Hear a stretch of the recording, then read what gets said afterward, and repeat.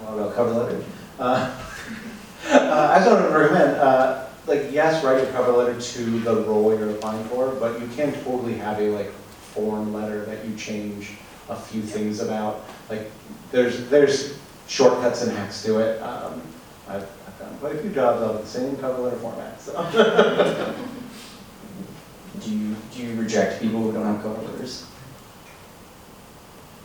When you went through that process? No. You know, I definitely would look at that sometimes and just be like, I don't really see a lot of effort potentially there. Like the resume would have to pull me away.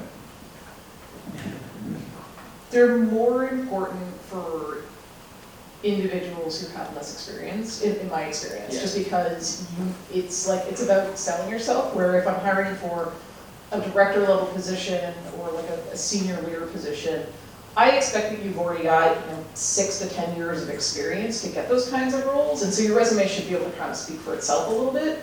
But if you've got a year or two of experience, the cover letters can be very, very helpful. And it's not that the cover letters hurt for like higher level roles, it's just I wouldn't say that I have, like I definitely hired people who didn't have a cover letter based off the experience of their resume. And yet, a tactic that worked for me that might not work for everybody is just to not be overly picky. Like coming out of college, there might be a lot of pressure. Like I have to get a AAA studio job, and that's just not the case. Be open-minded to the idea of maybe not getting the specific job. Like you want to be a level designer, but maybe there's other avenues to get into the industry. That, like Danny was saying, that first job, like it's your hardest, and it's also the hardest to get into. But once you kind of get into it, it's a lot easier to then kind of let that snowball out as your experience grows.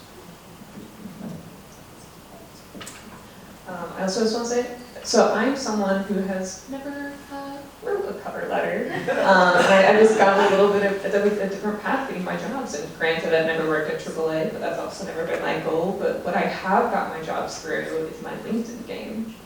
Every single job I've ever gotten is because I have contacted or been contacted by a recruiter on LinkedIn, and then within about a month had a job with whatever that recruiter that I was having a really good conversation with was looking at. So like literally log onto your LinkedIn, talk about what you're learning, look passionate, look like a real human with a real profile on LinkedIn, and you'll get people talking to you.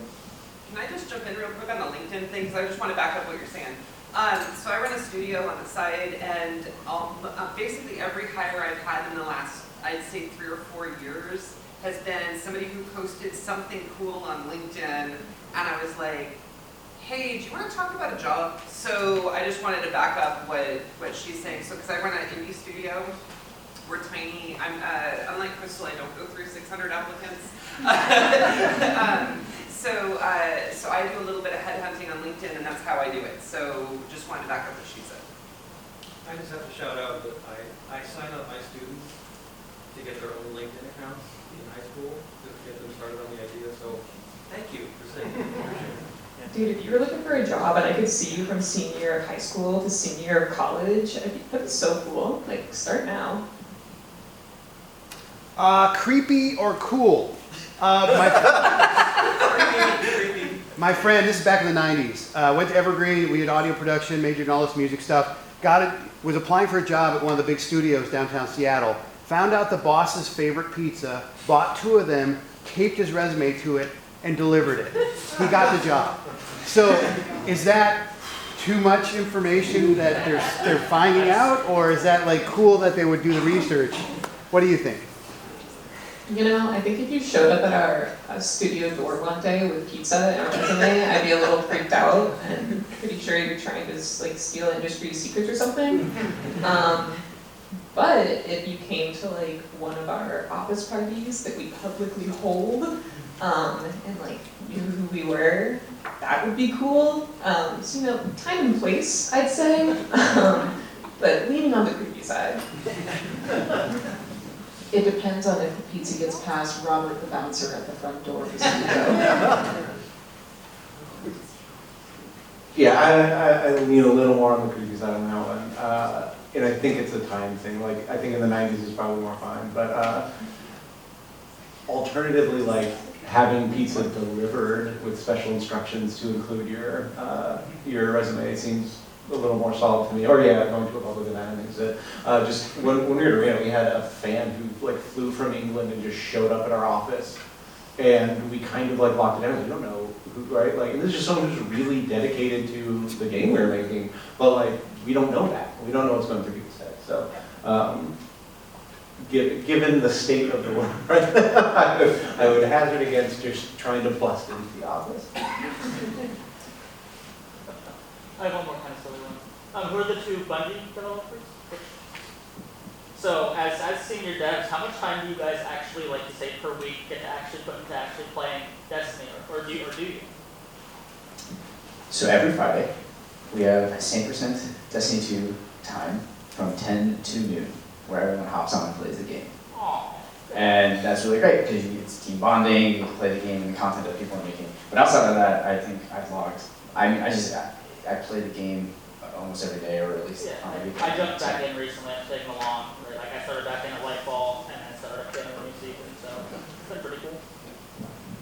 My role has changed so much, I don't have as much time, so I have to like kind of pick and choose. I actually do a lot of like Twitch streaming, and so like I will intentionally spend time like making lunches for the week, and then I'll put like games on Twitch and watch players play. So that's actually how I get caught up in our game Yeah, last so too. you're still involved, but not doing the clicking. But Yeah, and then then we always have people internally who are like, do you want me to carry you through vaulted glass? And I'm like, yes, please. And so, like, people internally are always really excited about playing the game and really, really happy when others want to learn how to play. So, I get like this team of like really, really good players that will carry me if I want them to.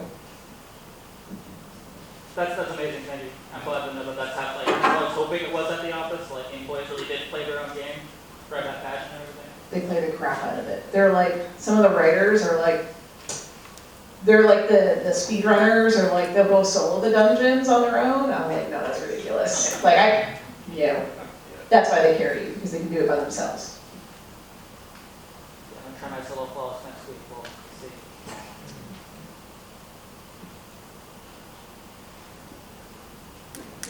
So there was LinkedIn was brought up. What other platforms do you recommend for like showcasing, whether it's like art and design, UI, UX type stuff for that industry? Twitter's pretty huge with our industry. Developers connect a lot on Twitter, and I know there are a lot of people like within my network really directly attribute to their connections there as being like what helped them get in the industry. No, I don't use too many other platforms. Discord sometimes, like sometimes there are developer discords.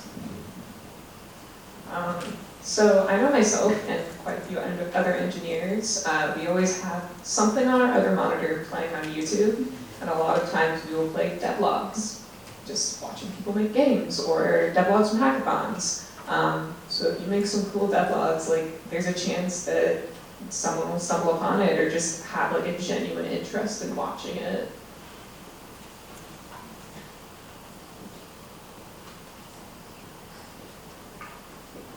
I can also back up the Discord one. Just about every major product, a gaming-related product these days does have a Discord, and oftentimes they're actually kind of put there as like a secondary afterthought. It's like it may not be super populated, but the company wants it to be there just so they can have one. And as a result, if you do PM a mod or a moderator or something, you can actually.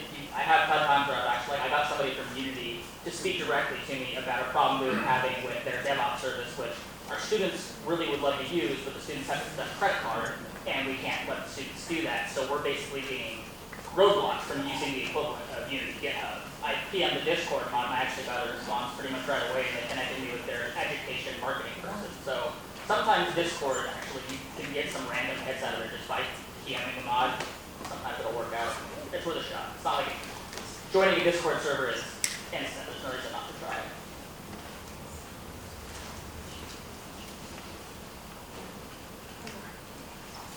Favorite in-game discovery / Easter egg that made you want to call somebody else and say, hey, did you see this yet?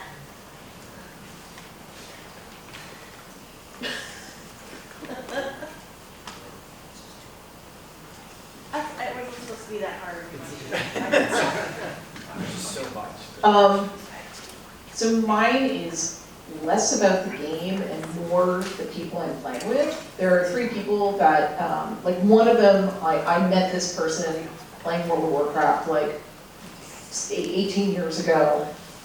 We've just been friends ever since. We both worked together at Arena. They've since gone on. They're at Riot now. I'm at Bungie. Like we play games together every Thursday night with 2 of our other friends that like we all met at Arena, and we've just been playing games every Thursday for years. And it's like those memories we form, playing like Deep Rock Galactic or whatever silly 4-player co-op game we're playing at the time. Those are the ones I remember the most, like where we narrowly escaped whatever specific mission we were doing at the time. It's kind of like, it's more of a feeling than even like a specific memory. It's just Thursday night game night, it's always going to be a really, really good time, and one of the things I always look forward to because I get to hang out with like 3 of my favorite people.